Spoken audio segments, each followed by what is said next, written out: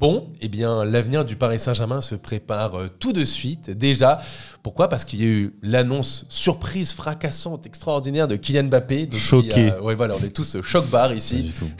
S'y attendait. Exactement. Donc Mbappé qui a annoncé son départ il y a quelques jours du Paris Saint-Germain. Il y a eu aussi son dernier match au Parc. Et déjà, il y a des premières rumeurs sur l'avenir. Il y a beaucoup de noms qui circulent. On entend du Osimhen, du Kvaratskhelia, du Xavi Simons, etc. En tout cas, on se pose aussi la question de savoir est-ce qu'avec ce départ de Mbappé, est-ce que c'est vraiment une si bonne chose derrière pour le PSG? Est-ce qu'on est vraiment optimiste sur l'avenir? On en parlera davantage, mais déjà...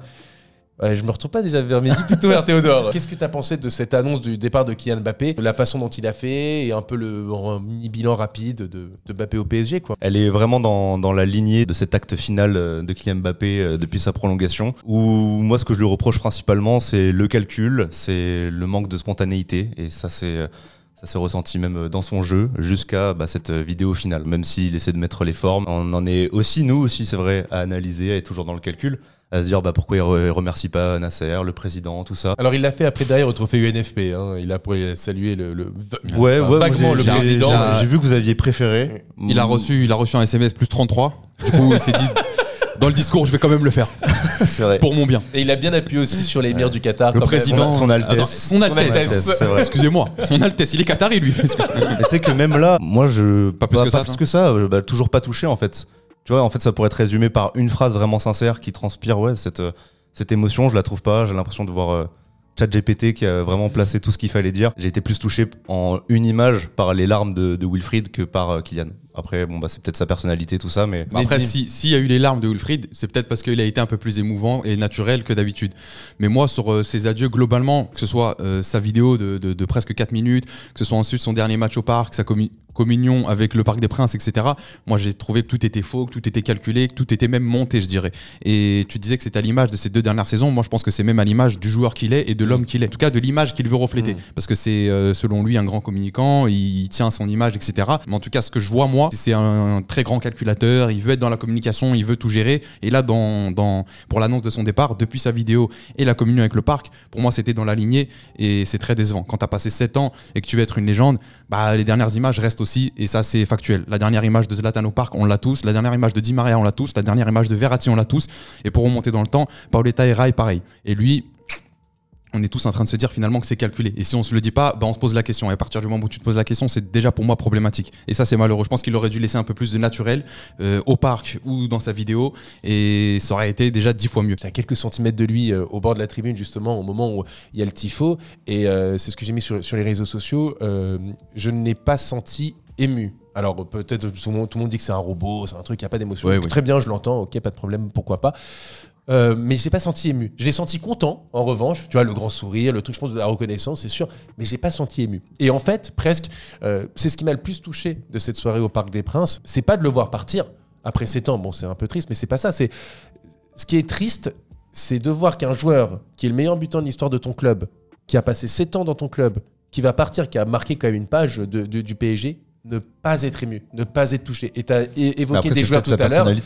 Tu vois, sans aller dans c'est un robot ou quoi, peut-être que c'est dans sa personnalité. De toute façon, tu le sens depuis le premier jour, il est là. Paris est une étape vers le Real Madrid. Ça a été toujours comme ça. Et tu n'as pas l'impression que pour Mbappé, cette expérience au PSG l'ait touché. Et moi, c'est ce qui m'a le plus touché, en fait. De le voir pas touché, pas ému. C'est le résultat logique, là, ce qu'on a vu au Parc des Princes, de ces 2 dernières années, voire plus, de calcul, d'embrouille avec la direction. On peut en vouloir et au club pour cette gestion parce qu'on lui a donné tout ce pouvoir. Et on peut lui en vouloir à lui pour toutes ses frasques. Quoi. Enfin, mais il gère sa carrière comme ça. Et voilà, pour résumer, en gros, c'est que je pense que ses adieux sont à l'image de la gestion de sa carrière. C'est ce qu'il voulait pour moi en tout cas. Et si c'est pas ce qu'il voulait, il faudra qu'il remette en question la gestion de sa carrière. Et cette prolongation de 2 ans, selon moi, est une erreur pour toutes les parties, que ce soit le PSG, que ce soit pour les supporters et que ce soit pour Mbappé, parce que personne n'en ressort gagnant. Et avant de passer à la suite, vous en avez l'habitude, n'hésitez pas à vous abonner, c'est très important. On a passé la barre des 90 000, 91 000 abonnés. On se rapproche tout doucement vers le trophée qui nous attend là, patiemment.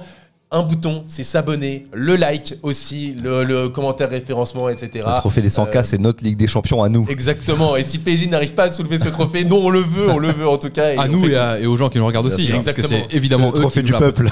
C'est le trophée des 100K du peuple. Voilà, donc c'est votre trophée aussi. Donc n'hésitez pas à vous abonner, c'est rapide, c'est efficace et ça nous aide grandement dans notre développement. Et avant de parler justement de l'avenir, question rapide.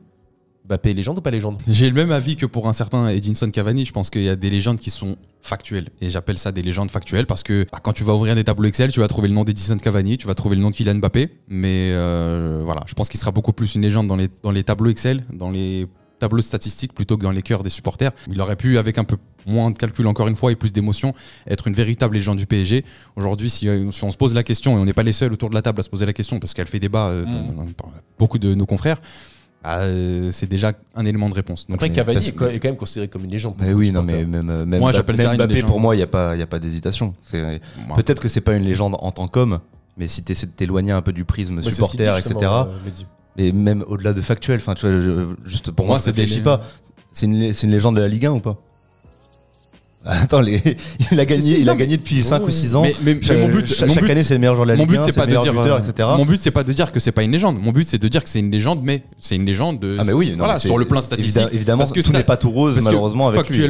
Factuellement, il a mis beaucoup de buts, il a des stats et des performances incroyables. Donc, ça, on va pas lui enlever. Tu peux pas lui enlever parce que c'est factuel, encore une fois. C'est pour ça que je dis légende factuelle. Mais après, les légendes, ça se fait aussi sur des liens tissés avec des clubs, sur des histoires sentimentales, avec les supporters, avec les clubs, avec le championnat dans lequel tu évolues. Ça se fait aussi sur des performances, ça se fait aussi sur des images. Et je pense que les images, les performances, le lien, tu l'as un peu moins avec Kylian Mbappé. Par contre, tu as des performances XXL et à partir de là, forcément, il est factuellement une légende. Oui, c'est comme Edinson Cavani, tu as beaucoup de gens qui le pointent du doigt, par exemple pour son départ, à juste titre, mais factuellement, il a été meilleur buteur de ton club. Tu vas pas lui dire que c'est pas une légende. Pour moi, Kylian Mbappé, c'est la même chose. Il est devenu aussi meilleur buteur du club, il est resté 7 ans. Et si toute la planète a été à ses pieds en 2022 pour qu'il poursuive l'aventure et que quand même tout le monde a été content au moment de la prolongation, c'est qu'il avait mis tout le monde d'accord. Mais c'est pour ça que je pense si en 2022 c'était déjà une légende, je vois pas pourquoi là il ne le serait plus, même s'il a déçu, même s'il n'est pas arrivé au bout des attentes qu'on avait, qui étaient immenses, à la hauteur de lui, là où il se plaçait.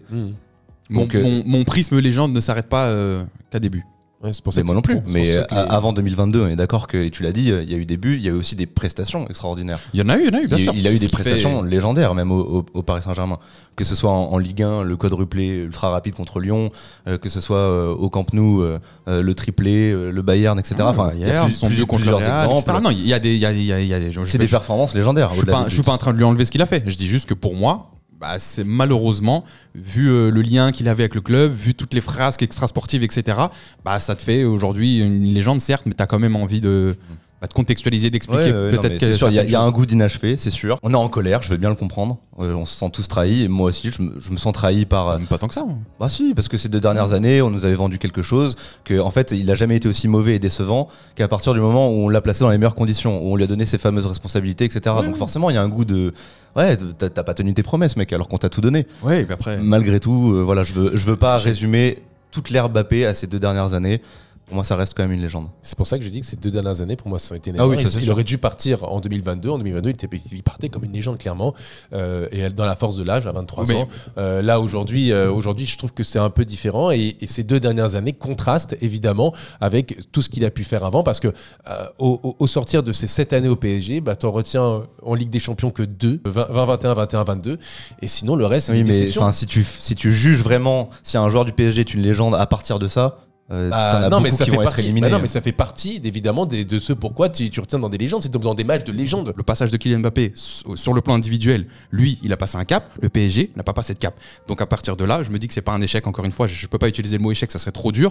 Mais c'est à. Non, il y a un goût amer sur ce. Il y a un goût amer, d'inachevé. On l'attendait plus. Et lui-même l'a dit hier au trophée UNFP. C'est pour ça que je rebondis sur cette phrase. Mbappé, c'est Game of Thrones. J'ai juste complété aussi ce que dit Mehdi. Verratti, Zlatan, ils t'ont fait passer un cap parce que tu es parti de zéro et tu t'es installé en Europe. Mais le but, c'est que quand tu fais ensuite venir Mbappé et Neymar, c'est te faire passer de t'installer en Europe à t'installer dans le dernier carré et voir remporter la Ligue des Champions. Aujourd'hui, c'est pas réussi. Ils n'ont pas réussi à passer ce cap. Et donc, tu te dis, il y a ce goût d'inachevé que eux, ils n'ont pas réussi. Complètement d'accord avec vous, mais c'est quoi la problématique du débat? Est-ce que c'est une légende? Et donc, à partir du moment où tu es déjà à 80 et que tu vas pas jusqu'à 100, mais que tu fais quand même. Non, c'est de dire, globalement belles années, c'est de dire t'es pas une légende. que ce projet 2017, avec Neymar, Mbappé en figure de proue, mais aujourd'hui on parle de Mbappé, bah c'est pas si une réussite que ça. Voilà. Et il y a un goût d'inachevé, comme tu l'as dit. Voilà. Et encore une fois, je le souligne. Encore une fois, on parle de est-ce que c'est une légende ou pas? Et malgré ça, pour moi, ça reste une légende. Attends, on t'a confié les clés, on t'a donné le PIB du Qatar et t'as pas réussi à faire ce qu'on attendait. C'est dur de dire ça, mais il a pas réussi à faire ce qu'on attendait. C'est pas la légende qu'on attendait, mais ça reste une légende. Bah, moi j'ai envie de contextualiser et j'appelle ça des légendes factuelles parce que factuellement effectivement il a fait des choses que personne n'a jamais faites, donc oui c'est une légende, mais c'est une légende factuelle. Moi c'est comme ça que j'ai envie de le placer. Je mets pas Kylian Mbappé dans la même cour que Marco Verratti, je mets pas Kylian Mbappé dans la même cour que Thiago Silva, je mets pas Kylian Mbappé dans la même cour que Paoletta et que Rai, etc. Et pourtant Kylian Mbappé, je pense qu'il met une tempête à Paoletta en termes de joueurs, mais l'affect que Paoletta a créé avec le Paris Saint-Germain, l'histoire que Paoletta a créé avec le Paris Saint-Germain, c'est pas celle que Kylian Mbappé a créée avec le Paris Saint-Germain. Complètement d'accord. Avançons sur l'avenir, parce que c'est ça qui nous intéresse surtout, c'est l'avenir du PSG sans Kylian Mbappé, et il se prépare aujourd'hui. Luis Enrique devrait être prolongé du côté du PSG. Luis Campos, il y a encore un point d'interrogation autour de son avenir. Il y a beaucoup de noms qui commencent à sortir. On entend du Osimhen, du Kvaratskhelia. Il y a un quid autour de Xavi Simons, etc., etc. On entend aussi un PSG qui veut être ambitieux, qui veut rester dans sa ligne directrice, c'est-à-dire un mercato basé sur de la jeunesse, mais en même temps ambitieux pour faire grandir cette équipe. Est-ce que vous êtes, et je vous pose aussi la question aux viewers, optimiste sur l'avenir du PSG sans Kylian Mbappé, qui représente quand même peut-être le dernier vestige du star system du PSG? Optimiste, je pense que ça dépend aussi du projet. Si le projet c'est une reconstruction sur moyen long terme, oui, parce qu'on a une super base et donc on va voir progressivement comment ça évolue. Si le projet c'est d'aller chercher la Ligue des Champions l'année prochaine, de rester très très très ambitieux, il va falloir faire ses preuves. Et le mercato va être ultra déterminant. Alors j'ose espérer qu'ils avaient quand même anticipé cette possibilité de départ de Kylian depuis l'été dernier, qu'ils ont quand même quelques idées en tête. Il y a quand même plus de chantiers qu'on l'imaginait quand même. Blessure très importante de Lucas Hernandez. J'irai plus en tout cas vers l'optimisme, c'est sûr, mais je suis pas totalement, parce que j'attends de voir effectivement ce que vont faire les dirigeants et comment sera remplacé Kylian Mbappé et comment sera construit l'effectif, parce que tu as le remplacement de Kylian Mbappé, mais comme Théo l'a dit, tu as aussi un chantier en défense et pour moi aussi au milieu de terrain. Donc je suis plus vers l'optimisme. Pourquoi aussi? Parce que j'ai toujours eu du mal un peu avec ces projets Star System, comme tu l'as dit. On a ces dernières saisons en tout cas beaucoup marché avec beaucoup d'individualités, en misant tout sur ces individualités-là, et au final ça a été un échec, en tout cas selon moi. Donc aujourd'hui tu vas un peu plus focus ton projet sur un collectif. Je pense qu'il y a certains joueurs qui seront un peu plus libérés. On a vu un mec comme Vitinha, pour moi c'est un secret de Polichinelle, il a largement été libéré par les départs de Messi et de Neymar devant. Peut-être que Kylian Mbappé... Verratti d'ailleurs. Peut-être celui de Verratti aussi, peut-être que le départ de Kylian Mbappé aura aussi cet effet sur d'autres joueurs, que ce soit sur le plan comptable, que ce soit sur le plan, je sais pas moi, en termes de poids dans le vestiaire, en termes dans le déplacement sur le terrain. Et je pense que ça peut être positif pour certaines individualités qui vont rester. Donc voilà, après il faudra, pour moi c'est le mercato 2024 là cet été qui va tout dicter. Il faudra bien travailler, il faudra avoir les bonnes idées, un tournant. Il faudra bien se renforcer. Et je pense qu'avec un vrai collectif et un projet qui vise à renforcer ce collectif-là, justement, je pense que tu peux faire de belles choses. Moi, j'ai pas plus de soucis que ça, mais mon plus gros souci, finalement, c'est vraiment le travail des dirigeants. C'est clair. Moi, j'avoue que je suis un peu, moi, je pense qu'il y a beaucoup de travail, c'est ce que tu disais Théodore. Il y a un chantier qui est immense. Je pense que les gens ne se rendent pas compte à quel point le chantier est immense. C'est que ce mercato, il est décisif. Décisif sur ce que tu veux. Ça dépend de ton projet, encore une fois. C'est ça. Pourquoi? Parce que en défense, dans les buts, déjà, tu as Donnarumma, mais peut-être que tu veux prendre un deuxième gardien plus jeune qui veut le relancer en défense centrale. Tu as Kimpembe qui n'a plus joué depuis 2 ans, Skriniar qui n'est pas au niveau, Danilo qui est en dernière année de contrat et qui commence à vraiment faiblir, Lucas Hernandez qui est blessé jusqu'à la mi-saison, et Beraldo qui est encore jeune. Donc finalement, qu'est-ce qui te retrouve en défense centrale? Marquinhos, et c'est tout. Et tu as besoin de doublure pour les latéraux. Mukele va partir. Mukele va partir, donc tu n'as plus d'arrière droit et plus non plus de compensation en défense centrale.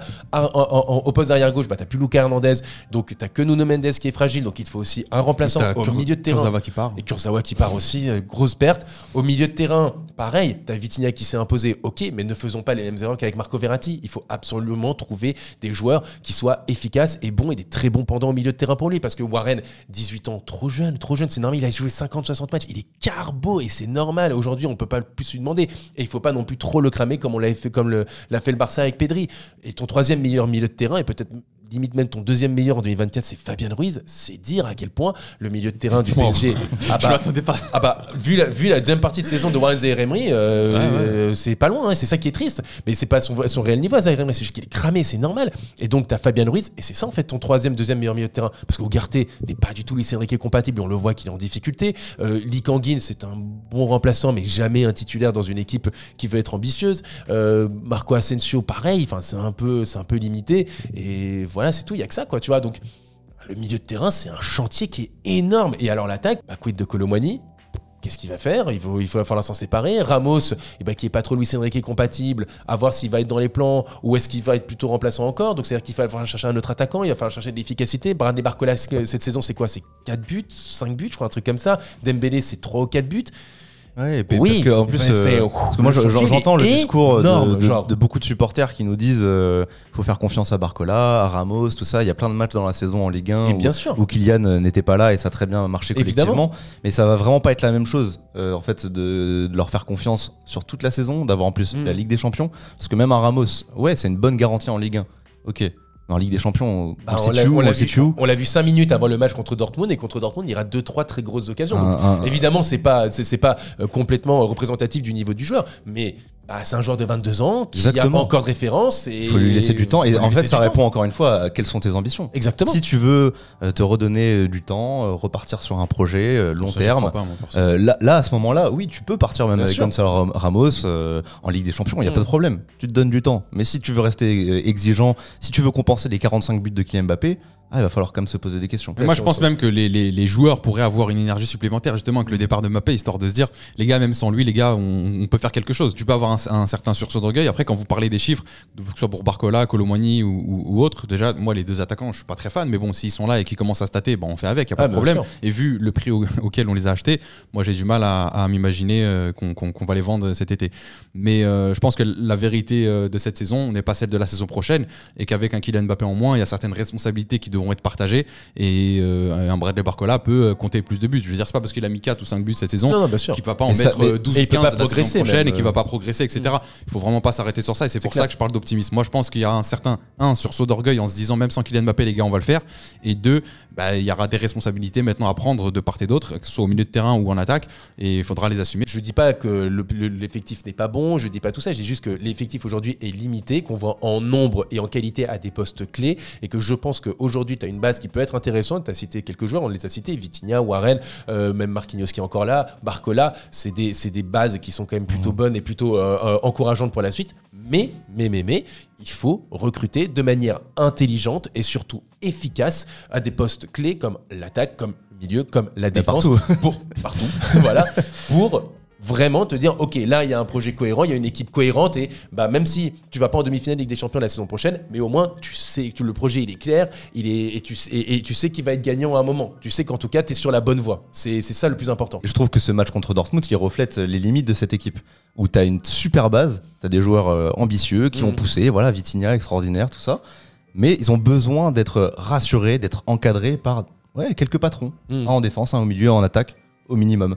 Et c'est ces patrons sur lesquels on n'a pas pu compter au retour contre Dortmund, parce que Lucas Hernandez blessé, parce que Mbappé absent, la fin de saison qu'on connaît, même la saison qu'on connaît, et Dembélé, mon problème c'est que au plus haut niveau, c'est pas un joueur qui techniquement est fiable à 100%. En tout cas, je suis curieux de savoir ce que vont faire les dirigeants, parce que là, en fait, il y a même plus d'excuses, tu vois, là il y a ce joueur qui vampirise, là on met tout l'argent sur l'attaque, sur 2 joueurs. Non, là vraiment, c'est la refonte que t'as pas eu depuis peut-être 2011 finalement, où t'as une base, et maintenant c'est à toi de voir comment tu vas jouer tes cartes. Non, comment créer un équilibre. Non, mais là on fait le constat, mais derrière en fait il y a une forme d'excitation qui est là aussi, de dire qu'est-ce qui va se passer, quel joueur, quel projet, et il y a un mélange entre l'angoisse et l'excitation qui est plutôt cool, et il y a beaucoup de noms qui sortent justement. Par exemple, Kvaratskhelia, tout ce qui se passe autour de Xavi Simons. Est-ce que pour vous c'est les cibles, les pistes qu'il faut en tout cas pour le PSG pour l'avenir? Moi sur Kvaratskhelia, j'aime le joueur. Maintenant, je saute pas au plafond. Je prends évidemment parce que je pense que c'est un bon joueur, c'est un bon ailier. On avait Mbappé du coup qui vampirisait ce axe gauche, half space gauche, etc. Appelez comme vous voulez. Mais là, tu pourrais du coup vraiment installer un vrai connaisseur du poste. Et voilà, il a les deux pieds, il va vite, percutant, il fait les efforts. Je pense que c'est un joueur il a 24 ans. 23, je crois. 23, il est jeune. 23 ans, donc il arriverait dans un projet comme ça où il doit faire ses preuves. Ça serait Priorité de Luis Enrique, ça c'est important. Priorité de Luis Enrique, ça serait, selon les infos en tout cas qui circulent, ça serait un gros transfert pour lui, un gros projet pour lui. Je pense qu'il arriverait avec une bonne mentalité et ça c'est important. Je pense même que c'est un des critères prioritaires pour recruter les joueurs aujourd'hui au PSG. Donc je prends sans sauter au plafond, mais je prends. Maintenant, il ne faudra pas non plus jeter des milliers des cents sur lui. C'est des erreurs qu'on a faites par le passé, il ne faut pas les refaire aujourd'hui. Je trouve que ce serait quand même un bon pendant à Dembélé parce qu'on parlait de la défaillance technique de Dembélé. Ouais. Alors attention, j'aime beaucoup le joueur, je trouve que voilà, c'est un joueur déroutant. Mais si tu as Kvaratskhelia à côté, à gauche, là, t'as un joueur, tu sais qu'il va pas rater le moindre contrôle. C'est une propreté technique complètement. Non. Oh, si, quand même. Ah non, c'est il peut rater. Hein, moi, je vous le dis, il peut rater. Mais évidemment, je caricature, mais c'est juste par rapport à un Dembélé. Ça va faire du bien d'avoir un mec qui a une conduite de balle exceptionnelle et voilà, qui va avoir beaucoup moins de rapide aussi. Et qui fait beaucoup d'efforts. Sur le plan tactique, tu auras quelqu'un qui défend à gauche normalement. Ouais, ça c'est sûr. Dans le profil, ça rentre dans les critères. Et il y a d'autres noms aussi, donc Xavi Simons, Bernardo Silva. Est-ce que ça aussi Xavi Simons, on en parlera peut-être un truc oui, je pense complet que quand on aura plus d'infos. Parce que c'est encore flou. Moi, globalement, juste ce que je peux dire, si les informations sont vraies. C'est un lâche. Sans aller dans cet extrême. Non. S'il se pose des questions sur son temps de jeu, etc., bah déjà. C'est logique. Pour moi, c'est logique. C'est pas logique. Pour moi, il a fait tous les choix de sa carrière comme ça, en se demandant où est-ce que je vais jouer. Au moment où il est parti au PSV Eindhoven, il aurait pu aller à Chelsea ou je ne sais où. Hein. C'est juste qu'il avait pas de garantie de jeu. S'il est parti jouer en Eurodivisie, c'est que vraiment le mec il veut jouer. Et au final, il a raison. Pourquoi tu re-signes au PSG après le PSV si c'est pas pour revenir après une belle saison à Leipzig et quand Mbappé s'en va? Parce qu'il y a des histoires de clauses. Parce que le PSV demandait beaucoup trop d'argent s'il signait au PSV. Donc il signe au PSG pour ne pas que le PSV le cadenasse entre guillemets en demandant trop d'argent pour un transfert. Aujourd'hui, s'il veut partir, le PSG va pas demander des milliers des cents. Il va demander quand même une certaine. Il faut. Il faut. Mais tu vas pas demander beaucoup trop. Tu vas demander ce qu'il vaut, mais tu vas pas demander beaucoup trop. Alors qu'il semblerait, selon les dernières infos encore une fois, que le PSV demandait beaucoup trop. Donc il s'est dit, je veux pas me signer un contrat là-bas parce que sinon ils vont m'emprisonner quoi. Et visiblement, il a bien fait. Mais moi, sur le temps de jeu, sur le choix, s'il se pose des questions, c'est légitime et il a raison. Et le passé lui a prouvé. Il a fait les bons choix en privilégiant le temps de jeu, que ce soit au PSV Eindhoven ou à Leipzig. Il a fait 2 bonnes saisons et il a envie d'être sur la continuité. Ouais, si aujourd'hui au PSV, ça reflèterait un manque d'ambition pour moi. Et s'il a pas la tête au PSG là pour revenir, non, pour moi il faut pas forcer. Après, on l'a vu avec Kylian Mbappé. Je veux plus d'un joueur. Ça dépend le discours qu'on lui a tenu. Ça dépend le discours qu'on lui a tenu. Si on lui a dit tu viens et tu batailles pour ta place, et effectivement il a dit non. Là, ça reflète un manque d'ambition. Si on lui a juste dit écoute, on compte pas vraiment sur toi. Mais arrête, j'en doute. Il le dit en conférence de presse. Je suis d'accord. J'en doute. Si on lui a dit ça, oui, c'est compliqué. Après, il y a des infos contradictoires. On va voir comment on a un talk complet là-dessus. Et moi, si je peux rajouter un truc, c'est sur justement le projet. Moi, la vérité, j'entends beaucoup de trucs de projet jeune. Je pense qu'on l'a vu contre Dortmund et on le voit aussi dans l'histoire. Les projets trop jeunes, et c'est ce que tu disais la saison dernière, Mehdi, ça ne marche que très rarement. Moi, je pense que juste le PSG devrait juste faire quoi ? Le projet QSI 2013 du PSG, qui était parfait. C'est-à-dire que tu vas chercher de l'expérience et des cadres et des mecs qui sont des valeurs sûres, des professionnels qui vont t'apporter dans ton équipe. Thiago Silva, Ibrahimovic, Thiago Motta, Maxwell, des mecs comme ça qui vont bien encadrer une jeune équipe. Et justement, pour suppléer ces jeunes joueurs, ces références, tu vas chercher des pépites. Tu es allé chercher Pastore, tu es allé chercher Lucas, tu es allé chercher Verratti, tu es allé chercher Marquinhos. Et je trouve que c'était la meilleure construction possible. Ces dernières années, on a l'impression qu'on n'arrive pas à trouver un juste milieu. C'est d'un extrême à un autre. T'as un été, tu recrutes Wijnaldum, Messi, Ramos, etc. Et là, tu passes du tout au tout à une équipe qui a 23 ans en Ligue des Champions. Exactement. Et je pense que équilibre. C'est un projet football. Et donc, quand j'entends des noms comme Bernardo Silva, ça me rassure un peu plus parce que je me dis, c'est une référence. Mais de l'autre côté, tu vas chercher du Xavi Simons qui est jeune. Je pense que Paris doit vraiment s'orienter vers ça. Et s'ils font ça, moi, je suis très serein pour l'avenir et franchement, je trouve que c'est le projet le plus cohérent avec le meilleur entraîneur possible. Justement, sur l'entraîneur, ce qui me hype aussi, où je suis curieux, c'est que c'est peut-être le premier mercato depuis très très très longtemps où le coach va peut-être avoir une influence supplémentaire et où il sera là depuis le début de l'été. Parce que l'année dernière, il arrive, il y a déjà Ugarte, déjà Skriniar, peut-être Asensio, etc. qui sont recrutés. Là, on va voir comment ils vont travailler, on va voir si Luis Campos va rester. Parce que s'il était vraiment arrivé dans les bagages de Kylian, on va voir s'il va pas partir avec lui. Très hypé par la suite et on va vivre ça ensemble évidemment cet été. Tout cet été, clairement. On aura le temps d'en parler. Bon, en tout cas, ça aurait été très complet. Merci messieurs. On se voit dans un prochain talk rapidement. Voilà, cette semaine sur Canal Supporter et je vous souhaite une bonne journée. Ciao tout le monde. Ciao.